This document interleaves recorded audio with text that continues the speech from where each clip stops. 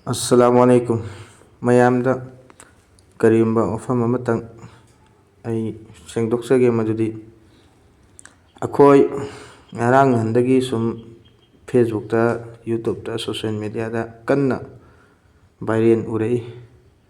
kari karamba habududi khoigi khetri dagi chanupi ama ichan Kashmira hai mahak si bon sanabni tabu mahak na haibo wafam asi yamna lali mahak wakhan khandaba yamna watli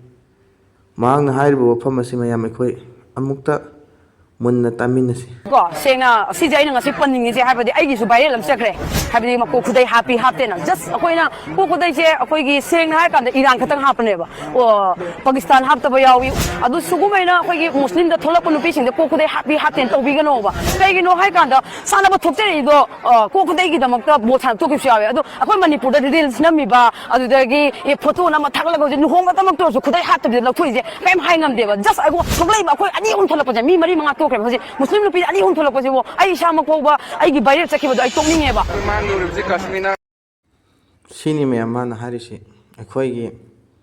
muslim gi oina khudai habi sumna tangi Iran khaktani sini mahak harisi aina hainingidi karamba angle da kari wakhan khallaga natraga nangi kokta karamba bahapna sagatlaga adu aina hairimo sini aina khalibo khalsi Islam dharma sina Islam dharma da leiriba ise iselamana natraga Islam dharma gi nupi singna karamba mongda leigani karamba mongda punsi lengani aduga magi parda gi system sina karai phu ngakna leigani habsi nangi nakokta leitabra karamba mafamda karamba jaga da Islam dharma gi nupi amabu khudai lauthoga natraga parda kairaga sano ni Islam dharma na karamba lirik ta haikibu yawbogi ba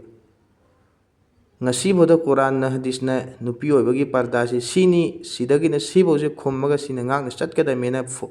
lauri alim ulma singna aduga nang hekta kari wakhandagi na ba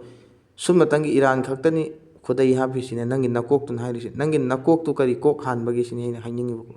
wasi mina luhongmuda khudai lauthok sanu khudai hapsanu natraga rins nam sanu khudimak tu ngasi boda karamba mina natraga karamba mafamda karamba jaga Islam dharma na khudai lautho na sagi parda hangdo na hai ki thengna ge wanang adu amma na ina nga ide mem India sida football sanariba musalman nupi sinang khakta natte ba akhoi hoji under 19 da pawitek tagi isan nupi musu sanari isan sehna haina mahangna di khudai hapu sanaba ngamaga nangna di khudai hapu sanaba ngamdrisi kari kinoba mahangna di Islam dharma da khudai lauthokpa yade khallaga Islam dharma si khudai hapkada mi harga mahangna di wal sima thungna chatlaga bon sanere aduga nangna hekta khudai lauthoga muslim nupi gina khudai happa lauthokpa aduni adani nangna hekta harisi kari marangi na nang hagonda nangi nakok si karai da khandage ba nangi kok thi si kari nakok hange ba nang khaktaro bon sanere si nasagi asoibudu nasana ujadraga nasagi aranudu nasana khangjadraga Islam dharma sibu lan uhanangai damokta nangna ngangi ba nangi nakok tu karai da leige ba yam thuna to ba to wakal khanthau yamna lali nahagi sanabdu de pungning thagali Allah na mai pakhan bi boisanu adu nangna ngangi bo wadudi yamna lali Islam dharma sibu yamna lana miyam uhalle nahakna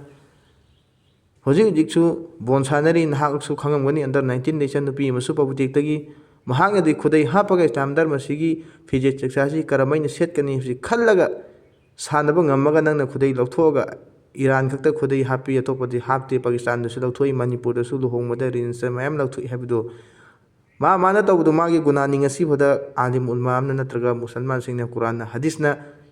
nupi na khudai lautho Islam dharma gi nupi singna khudai lautho ga sanani natri sagi parda hangdo sanani haibse kisi bi surata jais ni haiba amda laite loina thingmo haktani fatte haina nangi nakok tu karai de pange hemni daina hainingsi toba tawtho yamna